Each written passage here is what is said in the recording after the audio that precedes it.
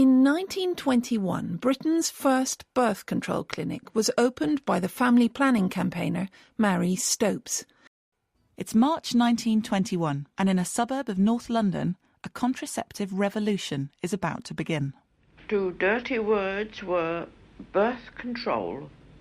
Everybody looked at you if you mentioned it as though you were something awful. At number 61 Marlborough Road in Holloway, Dr. Mary Stopes has opened the Mothers Clinic, offering advice on birth control for working-class married mothers under the slogan, "Every baby a wanted baby."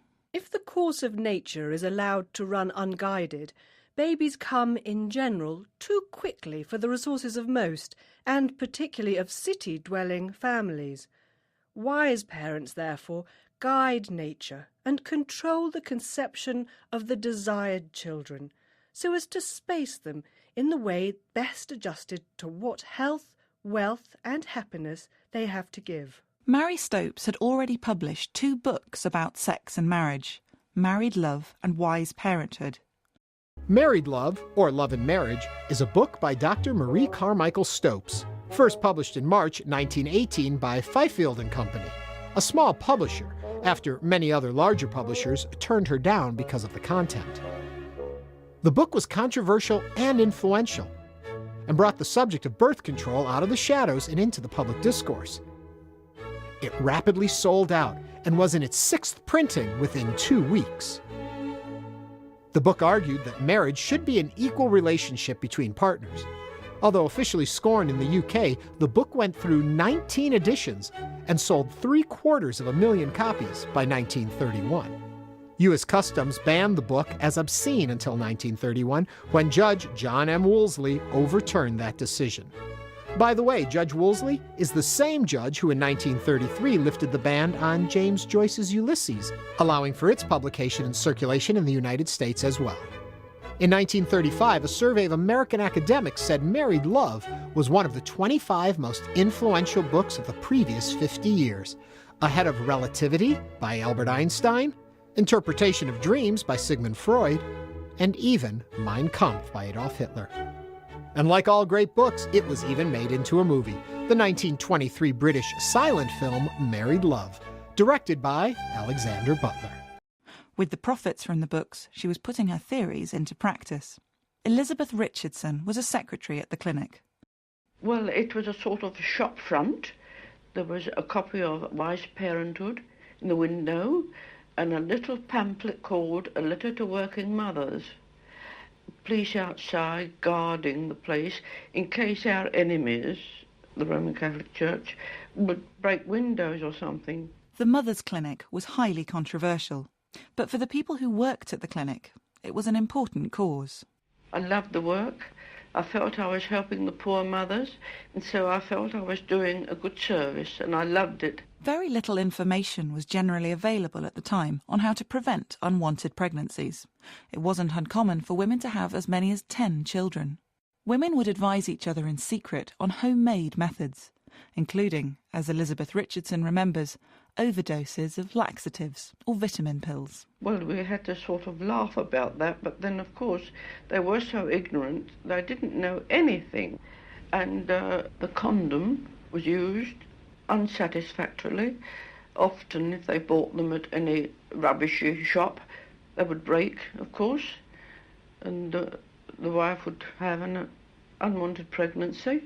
So they were very pleased to resort to the method that we taught at the clinic. The main method of contraception offered by the Mothers Clinic was the diaphragm or cervical cap, a rubber dome fitting over the cervix which women could insert themselves before sex. Alicia Fleming was one of the clinic's early patients. I thought, well, we can't keep on like this because we were practically starving. My husband was out of work and my baby was 2. And my sister-in-law, she worked at Dr. Mary Stopes' clinic, and she advised me to go along there, which I did. And I just crept in there like a thief in the night. Jean, Jeanie, full of hope, read a book by Mary Stopes, but to judge by her condition, she must have read the wrong edition. The Mothers Clinic captured the public imagination. Mary Stopes became a household name, the subject of children's rhymes, and even a song by Noel Coward. It would shatter the empire's hopes if we listened to Mary Stopes. Mary Stopes was not actually trained as a medical doctor. She had a PhD, but it was in botany.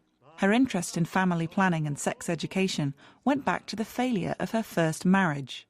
After reading medical textbooks in the British Library, she had realised her husband was impotent and the marriage had been annulled. Dr. Evelyn Fisher became the medical officer at the Holloway Clinic in 1932 and worked closely with Stopes. I was very fond of Mary Stopes and thought a great deal of her because of her great courage in being a pioneer in this movement. She was, of course, a very determined woman and wasn't going to be told how to do things by anybody else. As she put it to me, I'm not a cabin boy in this movement, I'm the Admiral. Stopes was a controversial figure. She was particularly concerned about stopping poor women from having too many babies, or as she put it, reducing the birth rate at the wrong end of the social scale. From a variety of causes, our race is weakened by an appallingly high percentage of unfit weaklings and diseased individuals. Only children who have a chance of attaining strong, beautiful and intelligent maturity should be conceived. Vocal spokeswoman for the eugenics movement, and later wrote her own son out of her will when she discovered he wanted to marry a woman who wore glasses, as she explained in a letter to her husband at the time. It's not that she's nice or not. Niceness doesn't matter. The essential is health as a potential mother.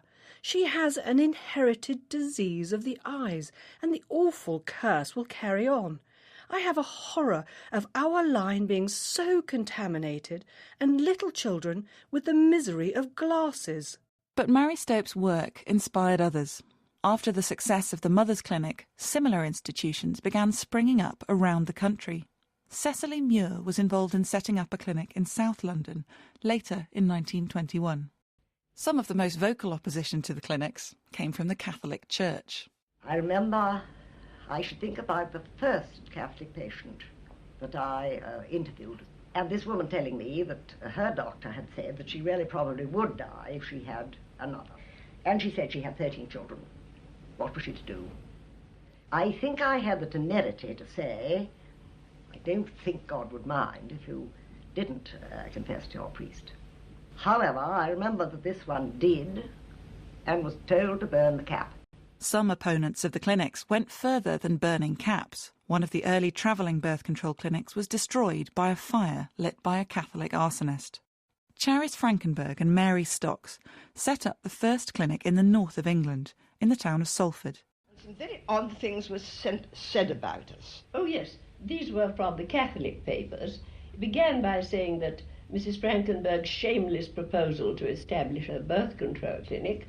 Then it went on to describe me as an impertinent middle-class busybody. Well, that was a good beginning. Yes, and we had some pretty funny cases. I remember once a woman saying to me she daren't even be civil to her husband because it meant another kid.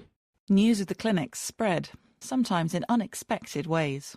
We always in those days asked the women where they'd first heard of the clinic, and a great many of them said we were told in church not to come. Looking back on those days from the 1960s, Mary Stocks in Salford remembered it as an exhilarating time. What fun it was, yes, being in an unpopular movement that we knew was going to win. But what an extraordinary change there has been in public opinion. Has public opinion ever changed so fast and so fundamentally on any question as compared with this? What started in that shopfront on the Marlborough Road grew into one of the biggest family planning organisations in the world, with services in 42 countries. Mary Stopes herself died in 1958. If you enjoyed this video, please hit the like and subscribe button. Stay subscribed for more videos like this one.